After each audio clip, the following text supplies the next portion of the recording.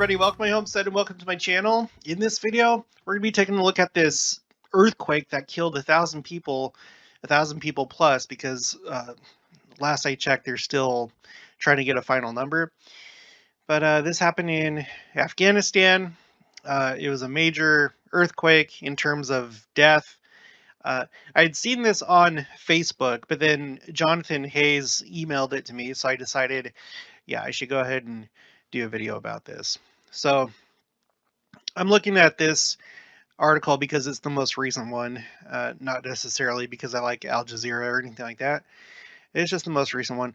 So the Taliban call for unfreezing of big funds after deadly earthquake, right? Afghanistan's Taliban administration has called on international governments to roll back sanctions and lift a freeze on the country's central bank assets as the country deals with the aftermath of an earthquake that killed more than 1,000 people and has left thousands homeless this week.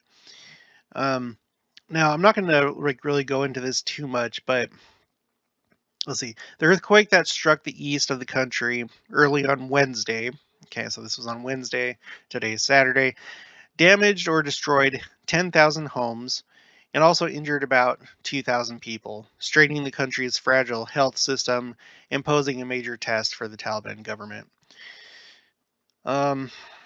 Here's like some, of the destruction and stuff. So, not good. Not good. And it got me thinking about earthquakes. I like to see the big picture. I know that you do too. So I wanted to see what I could find in terms of earthquakes and where this fit in. So there's different ways of looking at this. What I did is I put together a spreadsheet. This is based off of this Wikipedia article. So, yeah, and it does say up here this article has multiple issues, but I'm going to say that the information here is mostly correct. All I really need is approximate. Approximate is good enough for me when looking at this type of thing. So what this is basically a big table of all these different earthquakes that have happened. But specifically, it says the following list compiles known earthquakes that have caused one or more fatalities since 1900. Okay, so these are earthquakes where at least one person has died. That's what this list is. And then it factors in that, okay, because there's two columns that I'm mostly looking at here. The UTSU total deaths and then other source deaths. Okay, I'm not looking at these other ones really. Because from what I can tell, this seems to be a good indicator of strictly earthquake deaths, okay, due just because of the earthquake itself.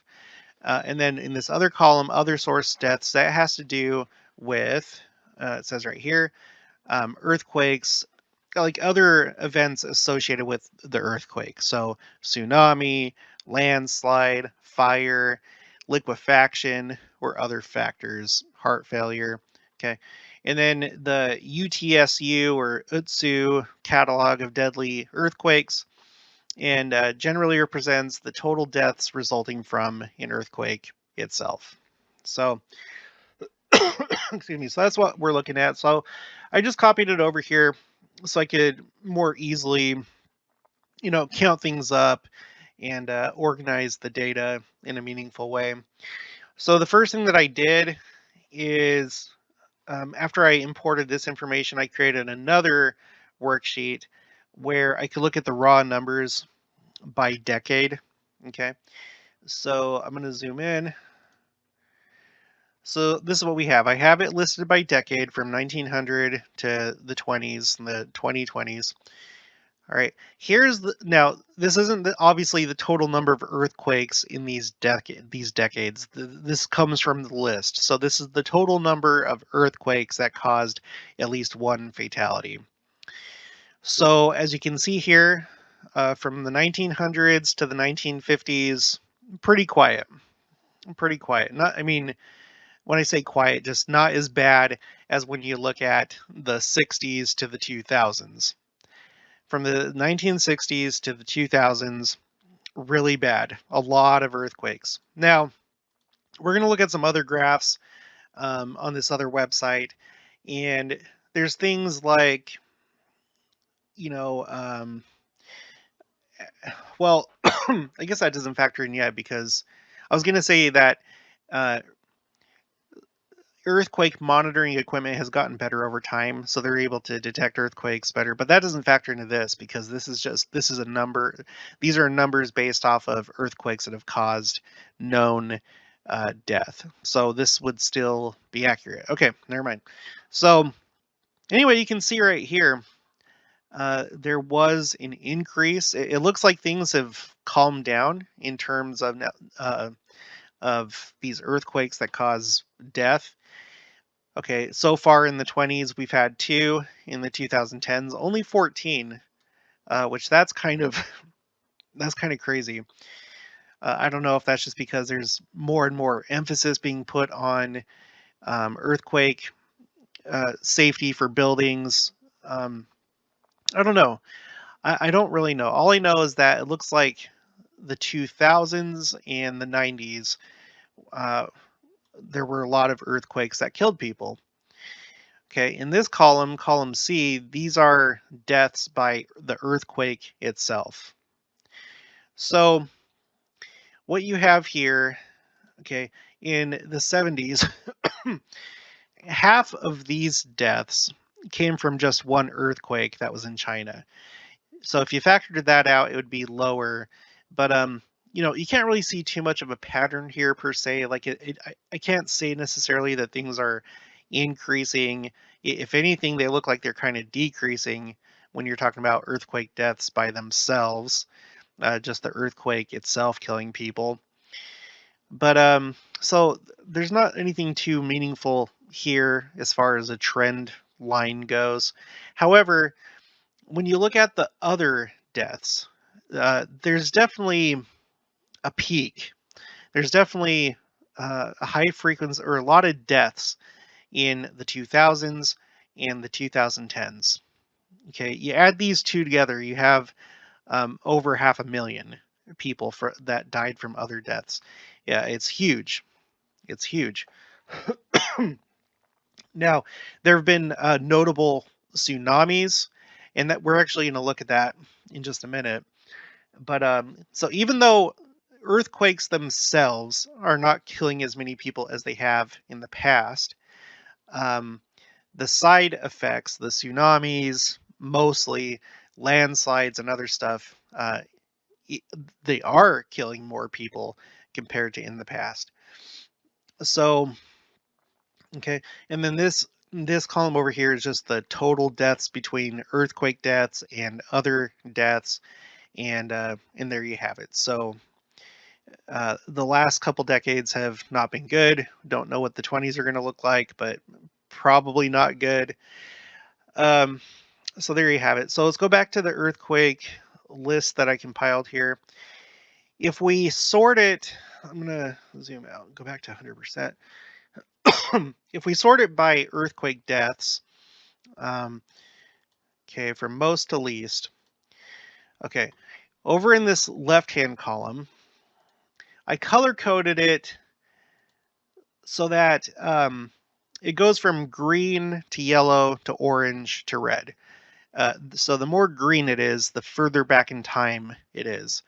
The more red it is, the more recent. So that's what this represents. So you'll notice here that these earthquakes that had high casualty numbers, a lot of them are, quite a while ago. They're in the green, so they're in like the 1900s, 1920s, 30s. You have a few. Here's like a 1990 right here, um, at the number 9 spot. Well, actually, technically, that's the number 8 spot because I have this row up here. So 1990 is in the number 8 spot.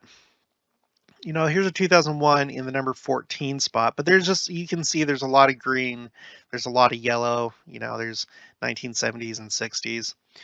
But you'll notice that there aren't any reds, so nothing very recent, nothing from the 2010s, nothing from the 20s. So when you go down, it pretty much just stays the same. Lots of green, lots of yellow. Here's kind of a little cluster of yellow and green right here. But you keep going down, keep going down. All right. Oh, there it is. There's our first red. So, and it happens to be this earthquake that just happened, the Afghanistan-Pakistan earthquake that killed 1,000 people. It's in the 105th spot, or fifth place, 105th place in terms of deaths. Of course, this is by alphabetical right here because like all these are an even 1,000, so these are estimates. But it's somewhere in this range, 105 to 112 or something like that. So just looking at it that way alone, I would say that this was a pretty significant earthquake that happened. Because as you can see, you go up here, you don't see a whole lot of high casualty earthquakes recently. The most recent one is this one. Okay, and then let's keep going down. Okay, still a lot of green, tons of green, yellow. Okay, it just kind of looks the same. There's some more orange. But you keep going down, down, down, down. Still no red. Still no red. Keep going down. Gosh, where is it? Keep going down. There's a 2003. Here's a bunch of like orange and stuff right here. But see, this is still the early 2000s. Okay, and over here, now we're down to just like one fatality. Okay, keep going. And then once you get to 0 fatalities, then you see some reds. Okay, reds meaning 2010s until present. So from 2010 until present, here let's go ahead and sort this back like this, so it's in chronological order. You can look at it this way. So here you see the 1,000 deaths from this earthquake, but you'll notice that in this column, as we go down, there's no deaths. You have to go all the way back to I don't know. Let's see. You have to go all the way back to 2003. From 2003 all the way till now, there have not been, at least according to this table. And again, this information could be faulty. Maybe there's missing data. I don't know, but it's accurate enough, I think. So from 2003 all the way until this year, there haven't been any earthquakes where the earthquake by itself has killed people. There has been, if you look at column L, there's been a lot of earthquakes that have killed people via tsunami, landslide, excuse me, fire, stuff like that. That seems to have actually increased starting in 2008. Okay, and look at this right here, the Haiti earthquake. Now, for some reason, for the Haiti earthquake, they have it under other instead of the earthquake itself. I'm not sure why. I don't know enough about that earthquake, so I don't know if there was just like a lot of landslides or what happened.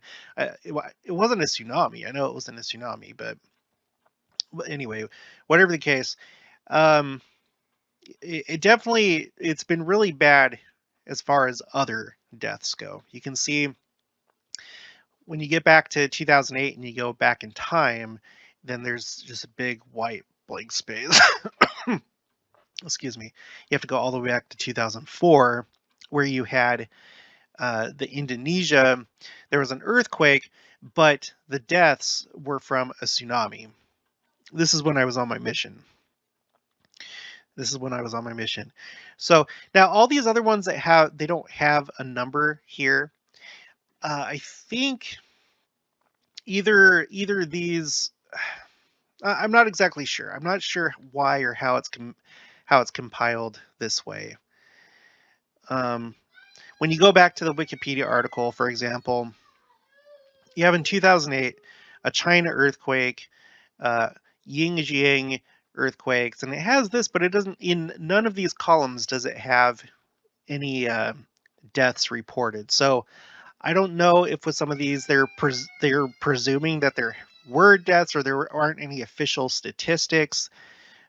Maybe it's just like, well, the government doesn't know, but there were definitely people that died. So I don't know what's going on with that. So make of that what you will. Um, okay, wanted to point this out. Um, this is a really cool website called Our World in Data, and they cover a bunch of mostly like natural disasters and stuff like that. This one's called "What Were the World's Deadliest Earthquakes?" So I think that this is like all-time earthquakes. So the worst one, according to this, was back in 1556. Almost a million people, 830,000 people that died. But look at this. In the number 2 spot is 2010. Now, the number is different on this table, and it explains it right here. So the estimated death toll for the 2010 Haiti earthquake was 316,000 people. Okay, that is a lot. So a third of a million. Well, almost a third of a million. The death toll is still disputed. Here we present the adopted figure by the NGDC of the NOAA for consistency with other earthquakes. This is the figure reported by the Haitian government. Some sources suggest a lower figure of 220,000. In the latter case, this event would fall to 7th place in the above rankings. So either way, it's still within the top 10, but yeah, devastating. So we got a 2010 here. Here's a 1976 in China, 2004 Sumatra, Indonesia. So this is that tsunami that we were just talking about. Yeah, so there's that. Deaths from earthquakes. It says a trend in reporting estimates. Okay, due to data availability, reporting, and evidence, it's expected that more recent data will be more complete than the long historical data or record. A trend in reported estimates, therefore, doesn't necessarily reflect the true change over time. So it's just saying that the further back in time you go, probably the less complete the data is. But if you just look here from I don't know, let's say the 50s, you can see that there is an increase right here after the turn of the millennium, right? You have a big one here in 1976. That's the China one. But if you factor that out, okay, just pretend that that one earthquake didn't happen, you can definitely see that there's an increase in deaths. So like more major earthquakes causing death. Here's another one, number of known significant earthquakes. Okay, so this is not factoring in death.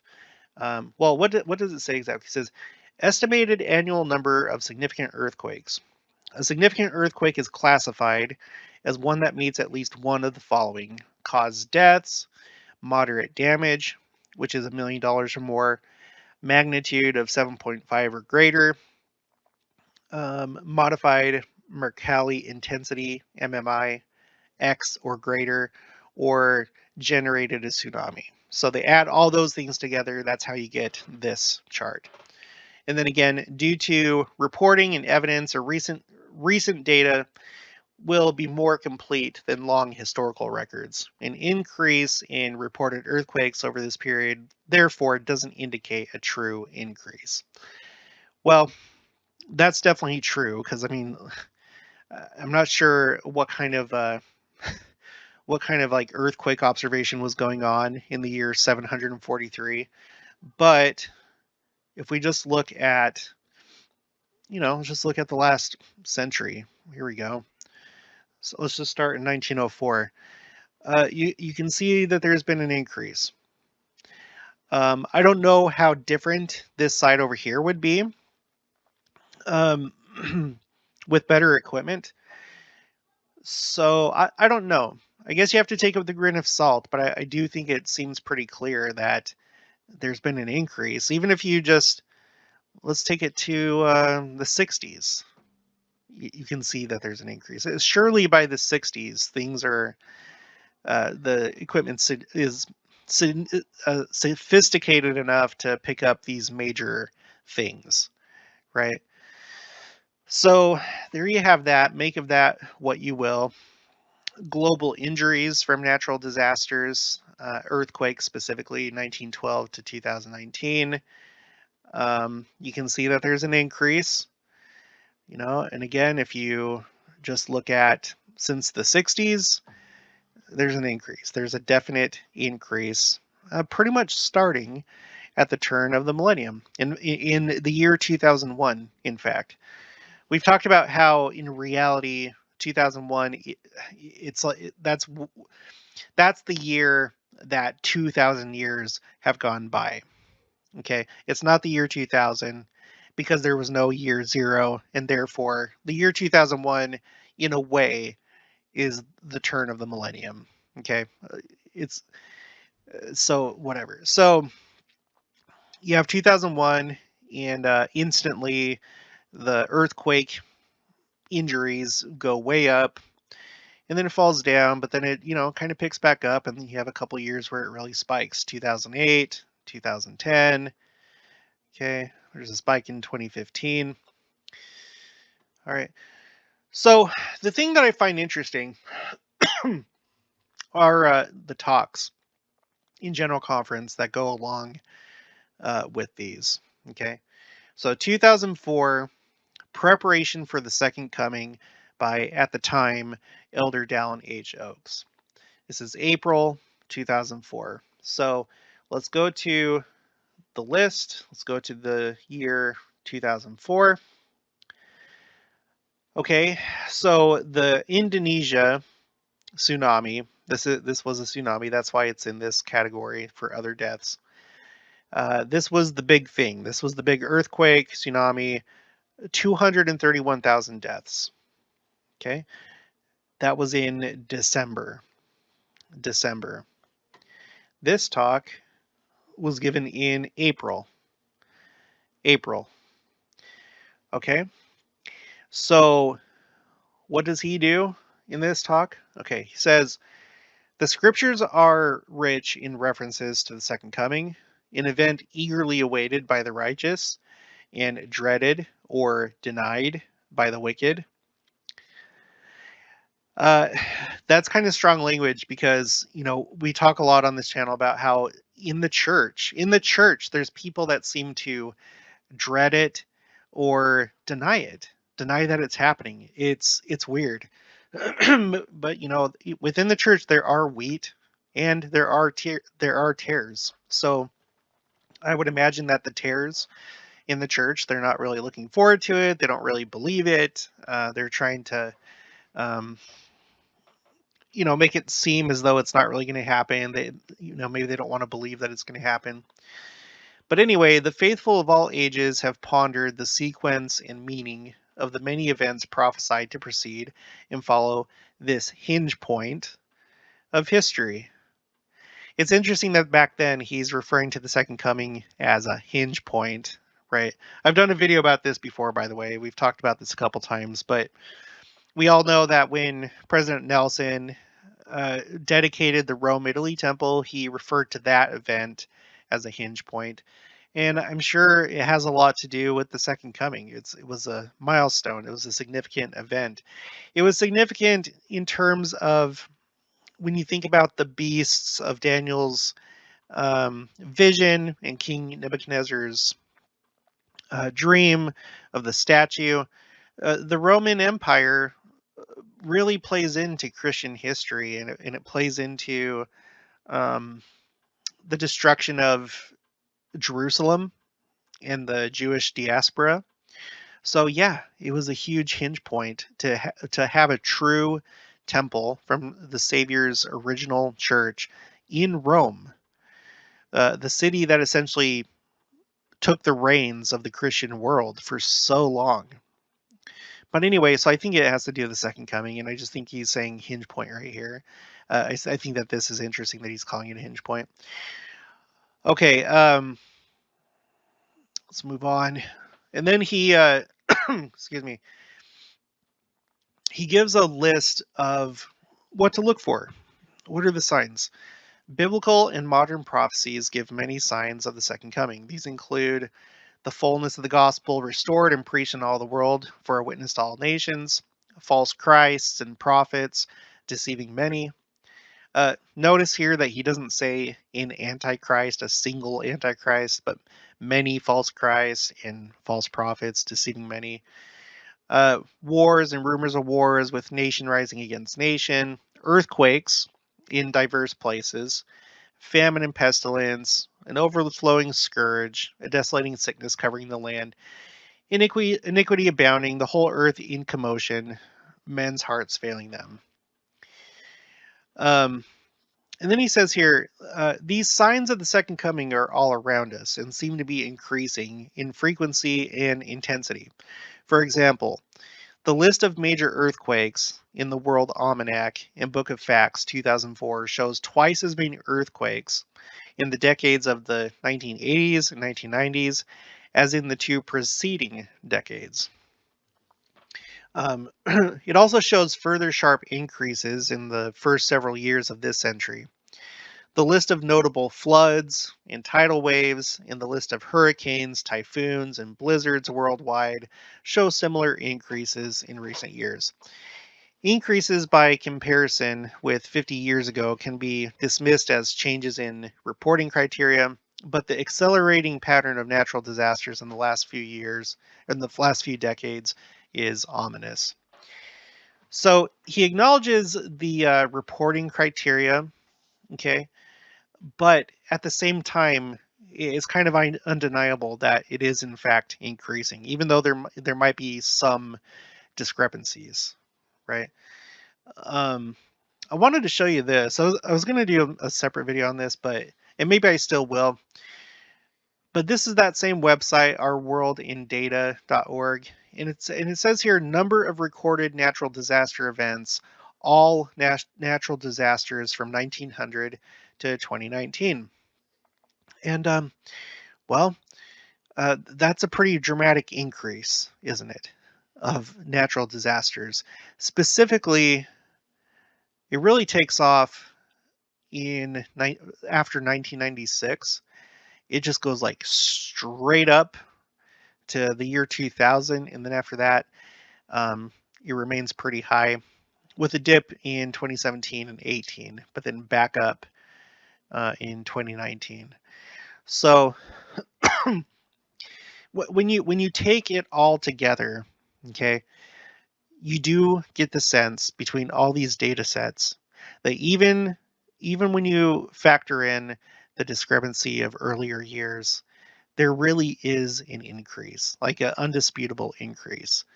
And some people can try and explain it away or be like, "Oh no, you're looking at it the wrong way." But no, just your gut feeling, your common sense, you know that it's true. I'm pretty sure that just someone that's been living all these years, President Nelson or anyone that's a baby boomer, just from life experience, knows that there's been an increase in all these things. This graph is the same thing, but it divides it into types of disasters, and it only goes back to 1970s. So look at the flooding. The flooding has been crazy. And I'd be interested to see the last couple years, because there's been even more flooding in the year 2020, 2021, and this year. This one's extreme weather, just generically, drought, excuse me, extreme temperature. That's really gone up. Extreme temperature, look at that. It's again starting in the year 2000. Starting in the year 2000, extreme temperature. Earthquakes, you can see, because like you see how it has like the bars get longer. So like when you're looking at earthquakes, the orange bars become longer. within this last couple decades. That means more earthquakes. Same thing with landslides, wildfires. If you compare that to the 70s, much more. Volcanic activity kind of goes up. Mass movement, dry. I don't know what that is. Impact. I don't know what impact is, but there's one in 2014. So, yeah. So it's happening. It is definitely happening. I wanted to see. Did he put heaving? Yeah. Now this is one of the things I wanted to point out. He says, modern revelation contains this teaching spoken by the Lord to the early leaders of the church. After your testimony cometh wrath and indignation upon the people. For after your testimony cometh the testimony of earthquakes, and the testimony of the voice of thunderings, and the voice of lightnings, and the voice of tempests, and the voice of the waves of the sea heaving themselves beyond their bounds. That's a tsunami. That's a tsunami. And all things will be in commotion, and surely men's hearts shall fail them, for fear shall come upon all people. So it's interesting that April 2004, he talks about these different signs, and specifically he reads this verse that talks about a tsunami. And then later that year, in the day after Christmas, by the way, in Indonesia, you have this gigantic tsunami that kills 231,000 people. And we had an apostle of the Lord just talking about that earlier that year. But there's more. There's more. Okay, this is, okay. If ye are prepared, ye shall not fear. This is President Gordon B. Hinckley.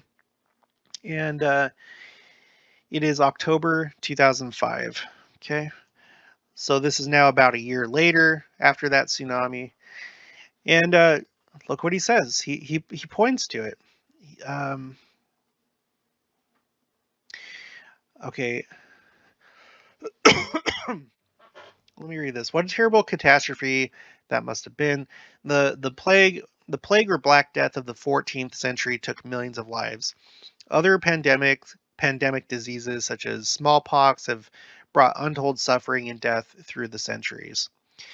In the year 79 AD, the great city of Pompeii was destroyed when Mount Vesuvius erupted. Chicago. Now, notice he's talking about like really old events, because sometimes we become way too self-centered when it comes to scriptures and time frames and prophecies, and we think that everything that has to do with the second coming is just for us and it's yet to happen.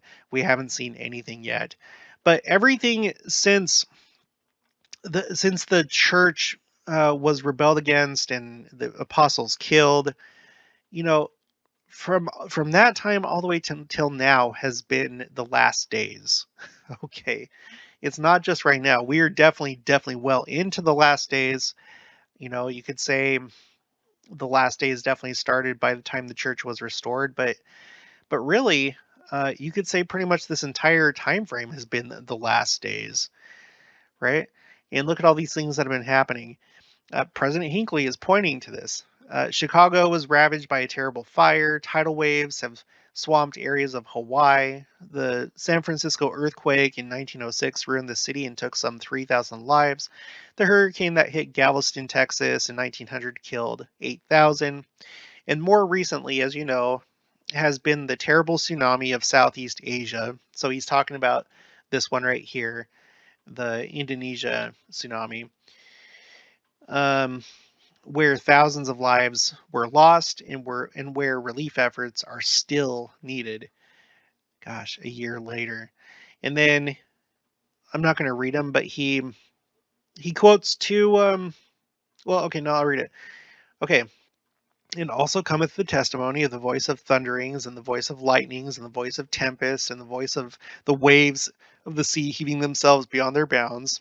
In all things shall be in commotion, and surely men's hearts shall fail them, for fear shall come upon all people.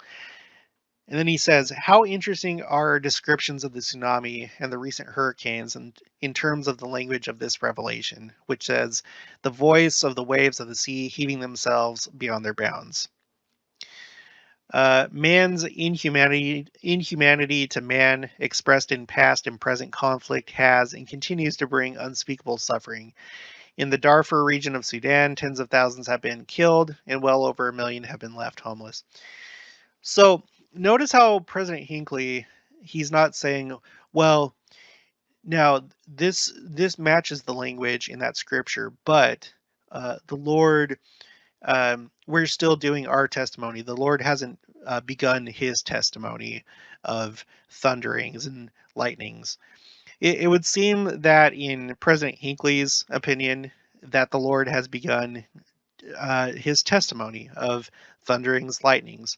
If that's the case, okay, and this was all the way back in 2005, we are well into it now. You know, we've noted the whole thing with the Salt Lake Temple, the angel Moroni dropping his trumpet, and that possibly being a sign that. And by the way, 2 days after that happened, that's when the missionaries got called back. We talked about, you know, is that now the Lord taking over and giving his testimony? Well, based on this talk from President Hinckley, this may have been going on ever since the turn of the century or the turn of the millennium, or at least by 2004 when this tsunami happened. So I think we're a lot deeper into it than sometimes we think. Now I find this interesting. Okay, I've done a video about this before, but I'm going to share it again. So this is Elder Koichi Aoyagi,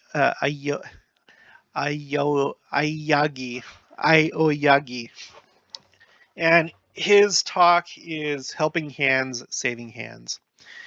This is in April 2010. Okay, April 2010. Oops. And in his talk, he says, we live in a day when many people are faced with calamities and are in need of help due to the devastating effects of earthquakes, tsunamis, hurricanes, and other natural disasters. All right. So he talks about tsunamis and other natural disasters in his talk. Now, who is he? He was sustained a member of the Second Quorum of the 70. And he was born in Matsumoto, Nagano, Japan. So this is the Japanese General Authority. Okay, Japanese General Authority, April 2010, talking about, disasters that have happened recently, including tsunamis. And then what happens is the next year, in 2011, right here, you had one of the most crazy events that I've ever seen on TV happen, where you had the big tsunami that affected Fukushima, and it was really dramatic looking. Watching the news, the live pictures, if you have not seen it, you should look it up on YouTube. It is like beyond comprehension. It was so dramatic looking. Okay, so he gives that talk a year before. A year later, there's a tsunami that happens in his country. Okay, now we're in also in 2010, you have, this is We Follow Jesus Christ by Elder Quentin L. Cook, April 2010. He says, we are preparing for the second coming of the Savior. The scriptures are clear that no one knows when this will occur. The scriptures do tell us that in the last days, among the bitter cups we will face, There will be earthquakes in diverse places and the waves of the sea heaving themselves beyond their bounds. Devastating earthquakes and tsunamis have recently occurred in diverse places, including Chile, Haiti, and the islands of the Pacific. A few weeks ago, presiding Bishop H. David Burton, Elder Tad R. Callister, and I were able to meet with the saints who had lost family members as a result of the tsunami that hit the eastern side of Samoa last September. The chapel was full, and it was an emotional meeting. We were able to assure those choice members that because of the atonement of Jesus Christ, they can be reunited with the loved ones they had lost. So in 2010, you have two general authorities, one of them from Japan, talking about tsunamis. And then there's a tsunami that happens a year later in Japan, a really, really big one. Okay, this is April 2011. Okay, when did the tsunami happen? On March 11th, 2011.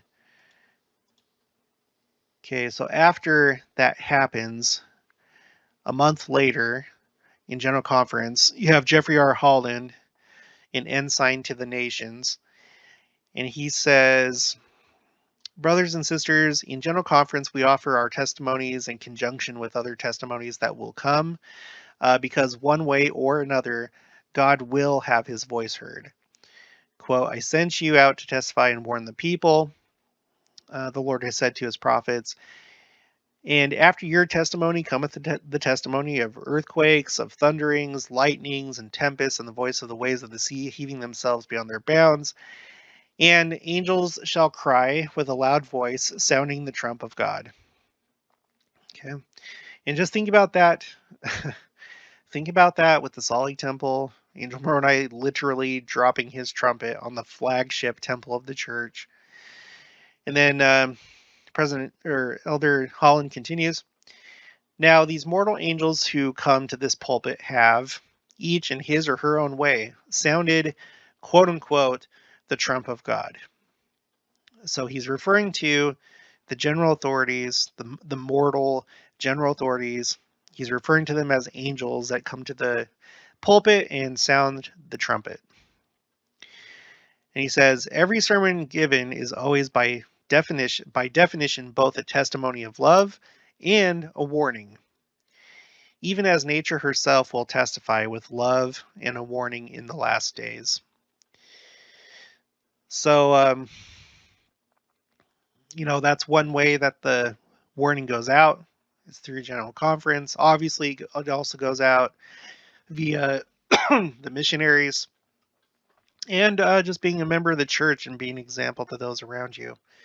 But it seems like these general authorities are acknowledging that the Lord is preaching his own sermons at this point, and will continue to do so.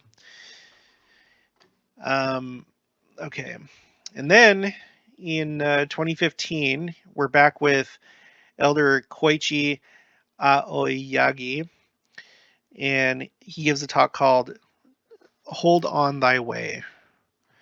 All right, and okay, tsunami. He says, okay, this is at the very beginning of his talk. On March 11th, 2011, I was standing on a platform in the Tokyo Shinagawa train station to visit the Japan Kobe mission. At approximately 2:46 p.m., a 9.0 magnitude massive earthquake struck. I was not able to stand because of the intense shaking. I can't even imagine that. And I held tightly to a stair rail. Lights on nearby ceilings began falling to the floor. All of Tokyo was in a panic. Fortunately, I was not injured, and 4 hours later, I was relieved to learn that my entire family was safe. On television, there was a stream of terrifying, shocking footage. A massive tsunami surged into the Sendai mission area, sweeping away everything in its path: cars, houses, factories, and fields. I was stunned by the tragic images, and I wept. And I fervently prayed that our Heavenly Father's protection and assistance would be upon all people living in this region that I so dearly love. He says nearly 20,000 1,000 people perished. Communities were destroyed. There was the nuclear power plant accident, the Fukushima, right, nuclear power plant. So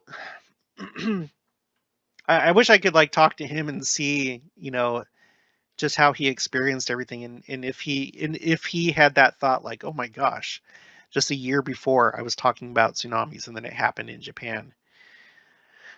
I don't think that that's any mistake,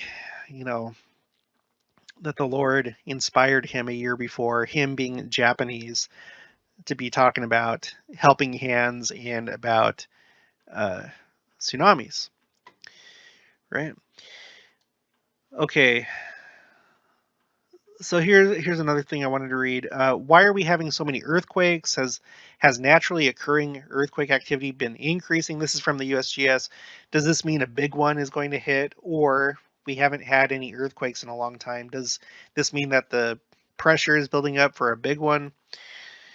The Comcat earthquake catalog contains an increasing number of earthquakes in recent years. Not because there are more earthquakes, but because there are more seismic instruments and they're able to record more earthquakes. The National Earthquake Information Center now locates about 20,000 earthquakes around the globe each year, or approximately 55 per day. As a result of the improvements in communication and the increased interest in natural disasters, the public now learns about earthquakes more quickly than ever before. According to long-term records, since about 1900, we expect about 16 major earthquakes in any given year. That includes 15 earthquakes in the magnitude 7 range and one earthquake magnitude 8.0 or greater. In the past 40 to 50 years, our records show that we have exceeded the long-term average number of earthquakes about a dozen times.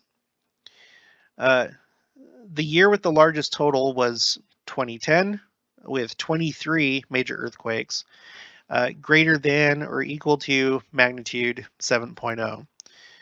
In other years, the total was well below the annual long-term average of 16 major earthquakes. In 1989, 1989 only had 6 major earthquakes, and 1988 only had 7. So, okay, so that's what they're saying. But again, if you're looking at deaths, there has in fact been an increase, at least at least as far as other deaths go, right? And then again, if you come back here to this number, and if you factor out that China earthquake, it does look like there's been an increase in total deaths. There's definitely been an increase when it comes to other deaths. If you're just looking at other deaths and not earthquake deaths, there's definitely been an increase. So regardless of the number of earthquakes that are happening, there are more deaths that are happening. All right. What else was there? Oh, by the way, in terms of earthquakes, by the way, sometimes like when I'm talking about moving to the Midwest from the West, occasionally people will comment, well, yeah, but there's the New Madrid fault zone. And that's true. But if you look at this map, this is from the USGS. Would you rather live in the Salt Lake area where it's all red right here? Okay, so this says highest from lowest hazard to highest hazard, and the whole Wasatch Front is just pink and red, which are the highest. California is pretty terrible. Parts of Oregon, Washington. But then if you look at the entire Western United States, pretty much all of it is at least green. There's a couple blues. There's maybe a little bit of white in New Mexico, a little bit of white up here in northeastern Montana. But aside from that, it's all green or worse everywhere. Wyoming, The majority of that's yellow. Utah looks horrible. It's mostly yellow. There's orange, and then in the most populated areas, it's pink and red. And then California, awful. The Lake Tahoe kind of area, that part of California and Nevada, there's a lot of red there. So contrast all that to the Kansas City area, which is right here. Kansas City is on the opposite side of the state from where the Madrid fault is, which is in like the southeast part of the state. So just something to think about if you're worried about sorry, is it the New Madrid? It's the New Madrid fault. New Madrid fault. Was I calling it Madrid? Anyway, yeah, the New Madrid seismic zone. All right, where'd that go? So Kansas City is on the complete opposite side of the state. So don't let that be something that discourages you. I mean, you know, use your best judgment, pray about it, but I'm not worried about it. I'm more like over here, and Kansas is like half of it's white, half of it's blue. Blue is the second lowest on this scale. Iowa is almost completely in the white. Okay. Texas is looking pretty good. Okay, well, that's going to be it for this one. So this earthquake, yeah, it was significant. It was significant in terms of deaths, by earthquake by itself. So, just, you know, another sign of the times. So, all right, that's going to be it for this one. So if you haven't already, please make sure to subscribe, like this video if you liked it, leave your thoughts and opinions down in the comments below. Also make sure to share it, and I'll talk to you guys later.